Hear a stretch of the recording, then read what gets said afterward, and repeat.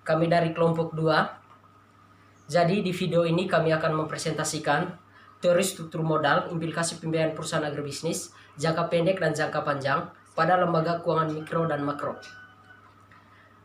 Sebelumnya kami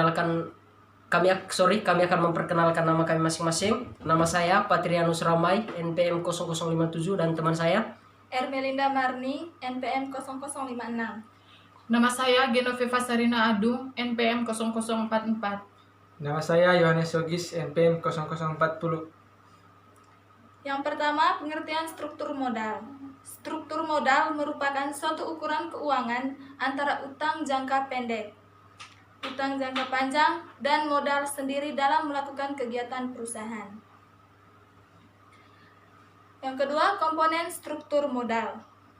Yang pertama, modal asing.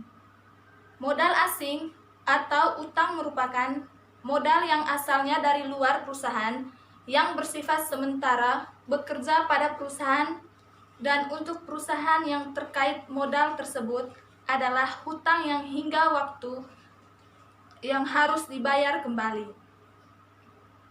Modal asing atau utang bisa dibedakan menjadi 3 jenis, yakni yang pertama, utang jangka pendek.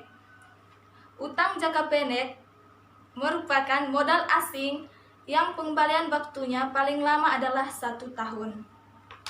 Beberapa besar utang jangka pendek terdiri atas kredit perdagangan, yakni kredit yang dibutuhkan untuk bisa terselenggaranya perusahaan.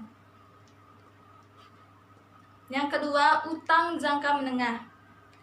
Utang jangka menengah adalah utang yang jangka pengembalian waktunya lebih dari 1 tahun atau kurang dari 10 tahun. Utang jangka menengah dibagi menjadi 2, yakni term loan dan leasing. Term loan adalah kredit usaha dengan umur lebih dari 1 tahun dan kurang dari 10 tahun. Leasing adalah suatu alat atau cara untuk memperoleh servis dari sebuah aktiva tetap yang pada dasarnya merupakan sama seperti halnya jika kita melakukan penjualan obligasi untuk memperoleh servis dan hak milik atas aktiva tersebut. Yang membedakan pada leasing tidak diikuti dengan hak milik. Yang ketiga, utang jangka panjang. Utang jangka panjang adalah utang yang jangka waktu pengembaliannya adalah panjang, biasanya lebih dari 10 tahun. Bentuk utang jangka panjang di antaranya pinjaman obligasi dan pinjaman hipotek.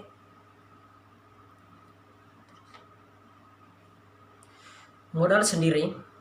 Modal sendiri atau ekuitas adalah modal yang asalnya dari pemilik perusahaan dan ditanam dalam perusahaan dalam jangka waktu yang tidak menentu lamanya. Dalam suatu perusahaan, modal sendiri bisa dibedakan dalam beberapa jenis, antara lain. Yang pertama, modal saham. Modal saham merupakan tanda bukti pengembalian bagian atau peserta dalam sebuah perusahaan. Yang kedua, cadangan. Cadangan yang dimaksud di sini adalah sebagai cadangan yang dibuat dari perolehan keuntungan yang didapat oleh perusahaan selama rentang waktu yang lalu atau dari tahun yang berjalan. Laba ditahan. Teori struktur modal. Teori dalam struktur modal antara lain pecking order theory. Pecking order theory adalah urutan sumber pendanaan dan dari internal atau laba ditahan dan eksternal atau penerbitan ekuitas baru. Signaling teori. Teori ini tersusun dari asumsi adanya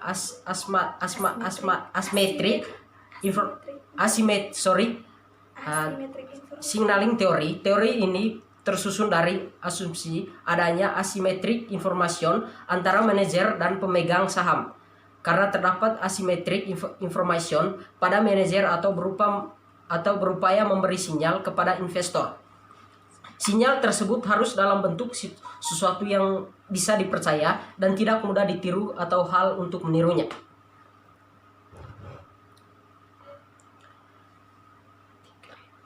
Trade-off theory, left right memberikan pernyataan bahwa perusahaan melakukan penyiimbangan antara manfaat dari pendanaan dengan utang atau perlakuan pajak perseorangan yang menguntungkan dari suku bunga dan biaya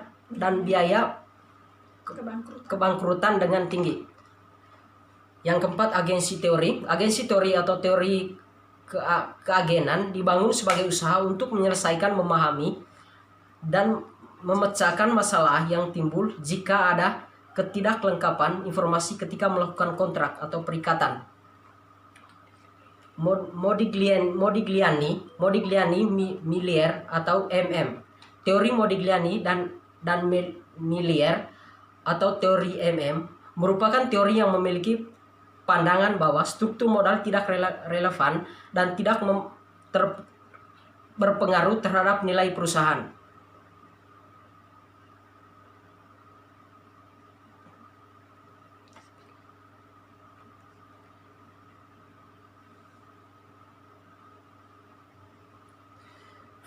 Faktor yang mempengaruhi struktur modal. Yang pertama, struktur aset. Struktur aset yaitu perbandingan antara jumlah saham yang dimiliki orang dengan jumlah saham yang dimiliki oleh investor. Yang kedua, modal kerja. Modal kerja atau working capital adalah suatu aset lancar yang dipakai dalam operasional perusahaan yang membutuhkan suatu pengelolaan yang baik dari manajer perusahaan. Yang ketiga, pertumbuhan aktiva. Aktiva adalah harta yang ada pada perusahaan yang memiliki peran dan operasi perusahaan seperti kas, persediaan, aktiva tetap, aktiva yang tidak berwujud.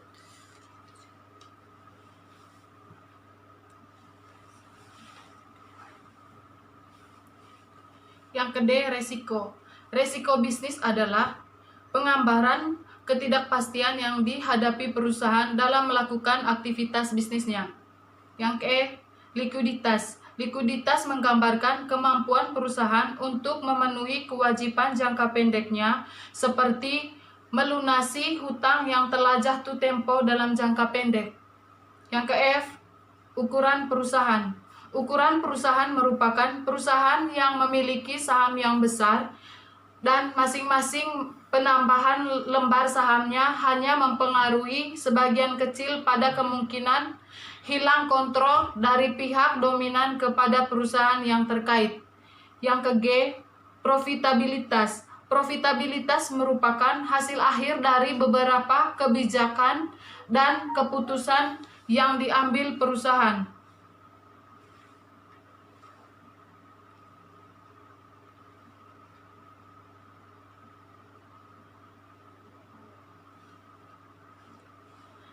Pembiayaan perusahaan agribisnis. Definisi pembiayaan perusahaan agribisnis. Pembiayaan adalah aktivitas BMT dalam penyediaan dana, di mana dana tersebut didapat dari anggota yang kelebihan dana dan disalurkan kepada pihak yang kekurangan dana dengan kesepakatan pengembaliannya dalam jangka waktu tertentu dan nisbah bagi hasil yang telah disepakati. Perusahaan adalah tempat terjadinya kegiatan produksi dan berkumpulnya semua faktor produksi. Jadi, pembiayaan perusahaan agribisnis merupakan bagian dari studi keuangan pertanian. Sektor pertanian, terutama di negara-negara yang sedang berkembang, mempunyai kedudukan yang sangat penting.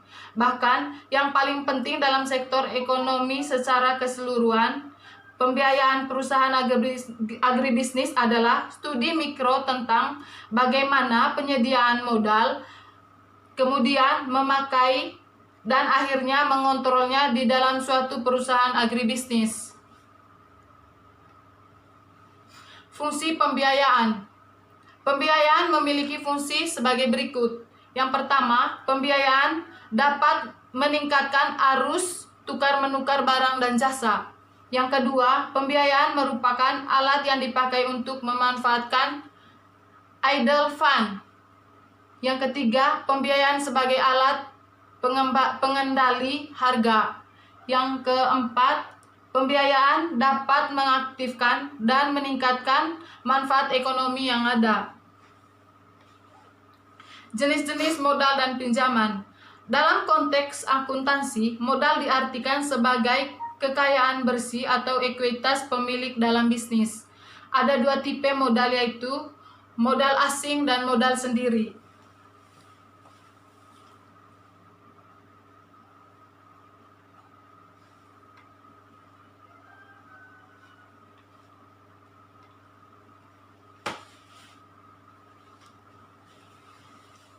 Perbedaan modal asing, modal sendiri.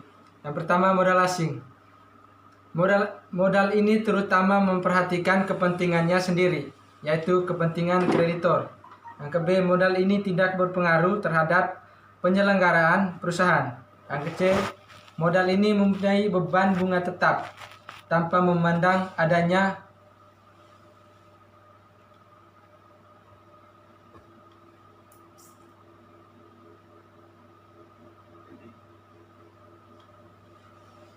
Saya ulangi. Yang kecil, modal ini mempunyai beban bunga tetap tanpa memandang adanya keuntungan atau tidak. Yang kedua, modal ini hanya turut sementara waktu bekerja sama dalam perusahaan.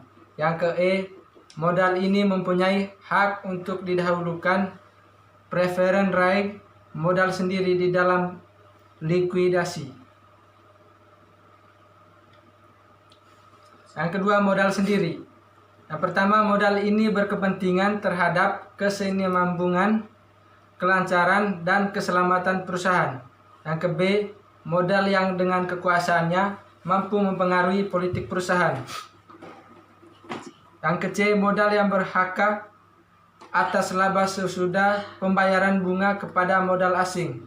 Yang ke D, modal yang digunakan dalam perusahaan untuk jangka waktu yang tidak berbatas atau tidak tertentu lamanya. Yang ke E, modal yang menjadi jaminan dan haknya adalah setelah modal asing di dalam likuidasi. Sumber-sumber keuangan eksternal. Modal dari sumber eksternal adalah modal yang berasal dari luar perusahaan. Yang pertama, bank komersial. Bank komersial merupakan sumber utama dari dana pinjaman hampir semua agribisnis. Bank-bank ini menyediakan 80% dari dana pinjaman kecuali kredit perdagangan. Yang ke B, perusahaan asuransi. Hampir semua perusahaan asuransi tertarik pada pinjaman jangka menengah dan jangka panjang untuk pembelian aktiva tetap seperti barang tidak bergerak.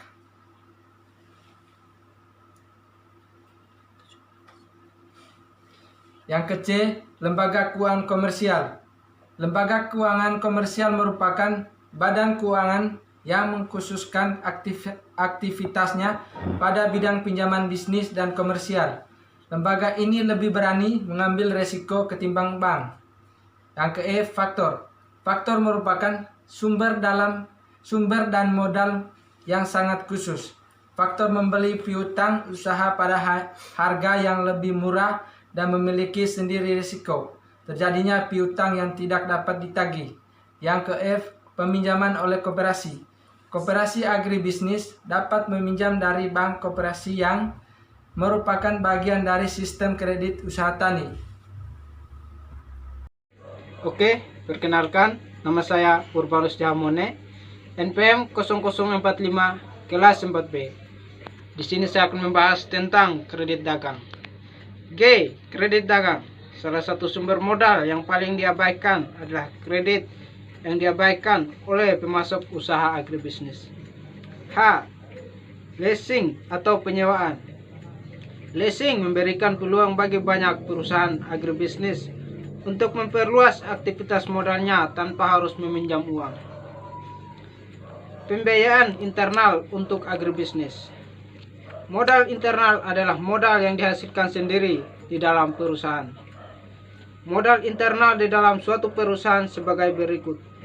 Modal ekuitas, saham biasa, saham preferen, penyusutan. A. Modal ekuitas. Menunjukkan dana yang diperoleh perusahaan melalui laba yang ditahan.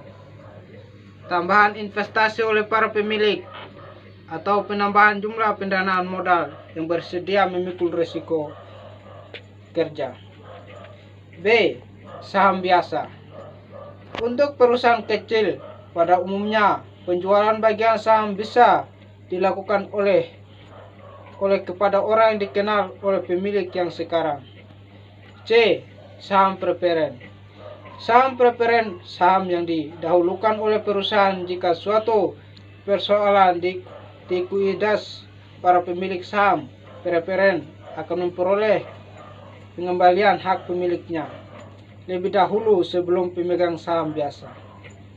Kesimpulan, struktur modal berkaitan dengan jumlah hutang dan modal sendiri yang digunakan untuk membiayai aktivitas perusahaan. Struktur modal yang efektif mampu menciptakan perusahaan dengan keuangan yang kuat dan stabil. Pembiayaan perusahaan agribisnis adalah studi mikro tentang bagaimana menyediakan modal, kemudian memakai, dan akhirnya mengontrolnya di dalam suatu perusahaan agribisnis. Demikian presentasi dari kami. Sekian dan terima kasih.